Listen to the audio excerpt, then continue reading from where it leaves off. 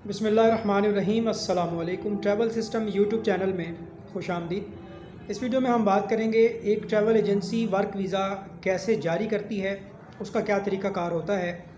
अगर आप बैरून मुल्क जाने के ख्वाहिशमंद हैं और आप वर्क वीज़ा लेना चाहते हैं तो आपको किन बातों का ख़याल करना है, आपने वीज़े की वेरिफ़िकेशन कैसे करनी है, और हम ये देखेंगे कि ट्रैवल एजेंसी वीज़ा जारी करती है या उसके लिए एक मखसूस किस्म का लाइसेंस ज़रूरी होता है। दो तरह से ट्रैवल एजेंसियों को डिवाइड किया गया है, यानी ट्रैवल एजेंसी की दो इकसाम हैं।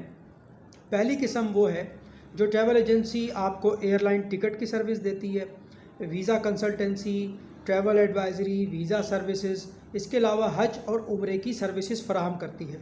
ऐसी ट्रैवल एजेंसी को हम आयाटा ट्रैवल एजेंसी या DTS travel and tourism agency कहते हैं। ट्रैवल एजेंसी की जो दूसरी किस्म होती है उसे हम कहते हैं प्रोमोटर्स। ये जो प्रोमोटर्स होते हैं इनके पास हुकूमत पाकिस्तान से जारी करदा लाइसेंस होता है जिसको OEP लाइसेंस कहा जाता है, यानी कि ये कहलाते हैं ओवरसीज़ एम्प्लॉयमेंट प्रोमोटर्स। इनका काम ये होता है कि बैरून मुल्क में जो मुलाजमत के जो वीज़े होते हैं, जो वर्क वीज़े होते हैं, ये उनकी डिमांड्स को हासिल करते हैं और फिर ऐसे लोग जो बैरून मुल्क जाना चाहते हैं, ख्वाह वो लेबर कैटेगरी हो, electrician, plumber, carpenter, driver, accountant, किसी भी किस्म के जो प्रोफेशंस होते हैं, उन लोगों को ये बाहर भिजवाने में मदद फराहम करते हैं।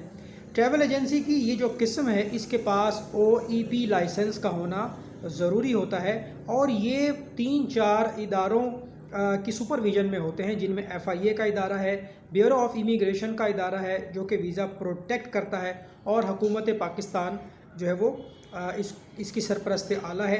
ये लाइसेंस हासिल करने के बाद अब हम ये देखेंगे कि जब आप अखबार में इश्तहार देखते हैं या फेसबुक पे कोई इश्तहार देखते हैं तो सबसे पहले आपने ये देखना है कि क्या उस ट्रैवल एजेंसी के पास प्रोमोटर लाइसेंस मौजूद है और क्या उसके पास परमिशन नंबर मौजूद है।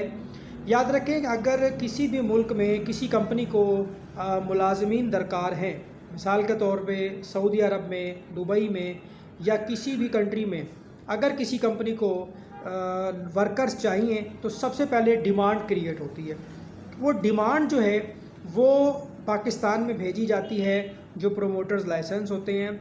डिमांड के बाद उनके पास एक जो है वो पावर ऑफ अटॉर्नी का इख्तियार होता है, और सऊदी अरब से जो डिमांड्स आती हैं उसे हम कहते हैं ई-वकाला। ई-वकाले के ऊपर जो है प्रोमोटर्स उसका परमिशन नंबर ग्रांट करवाता है ब्यूरो ऑफ इमिग्रेशन ऑफिस से। उसके बाद इश्तहारात का सिलसिला शुरू होता है।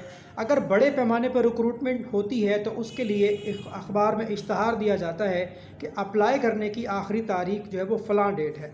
उस वक्त लोग अपनी सीवियाँ लेकर जाते हैं, फिर डेलीगेशन आता है, आपका इंटरव्यू होता है, आपकी सिलेक्शन होती है और थोड़े पैसों में आपका काम हो जाता है। तो ये बड़े पैमाने पे होता है, लेकिन इसमें भी क्या होता है कि आपका ख़र्चा होगा।